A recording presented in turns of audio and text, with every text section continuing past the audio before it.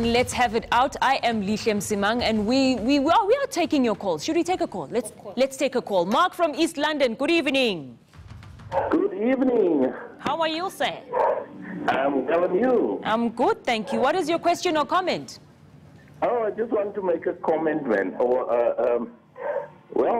I'm Mark Stewart from East London. I'm a colored, okay, or Khoi. Now, my question is,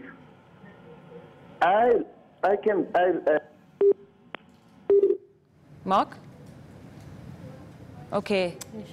Okay, it seems like we have lost Mark. So just as a final wrap around everything, how do you think people should deal with all of, because a lot of things are happening right now, and like you said, we need a lot of unlearning. How do you think people should strategize that? Is it something that we can use? Because economically we need to rise now as black people. We've been in the dustbin for a very long time. Can you please repeat that question? How do you think we can get to the process of unlearning and get to the process of finally being woke and finally being economically viable people? I mean, look, I don't think there's one sure straight answer to that, and that's a panacea for everything, and it resolves everything, right? I think there's a lot of different processes that need to take place, right? So one of those important processes that must take place is that we need to build very strong movements, right?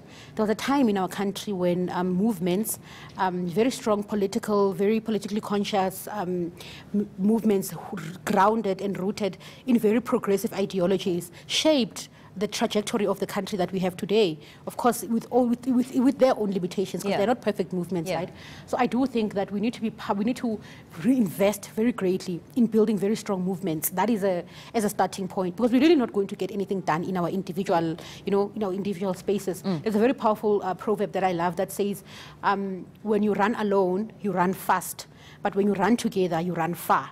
Right? And I think that's very profound, right, in terms of understanding what it is that we need to do as African people on this continent, is that we need to be very united. We need to build movements that are rooted in the uniting of our people. And we need to stick to them. Yeah, and we need to be able... Like we're not sticking to our movement.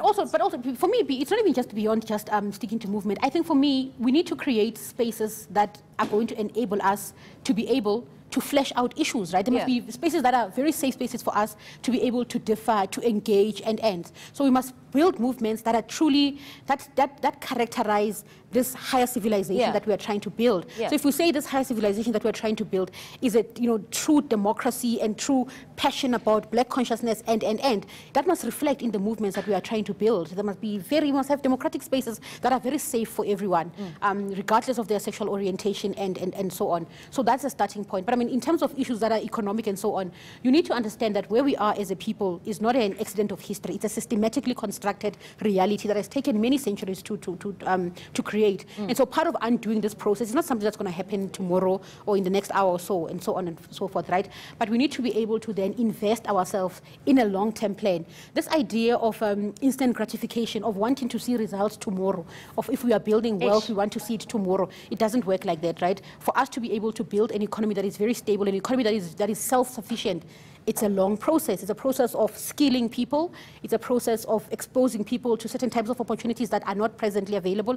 And so it's not a, I mean, I think it's a whole conversation on its own, all of that. But I think for me, as a parting shot, I think the most important thing that we need to do is to invest in our children, invest in our boy children.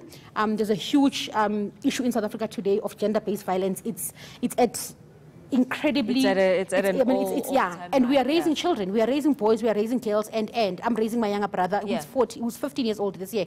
We have got a responsibility to build children of the future. Unfortunately, we could talk about this all day long, which maybe we should, but unfortunately right now we can't do it. That's it for today's edition of Let's Have It Out.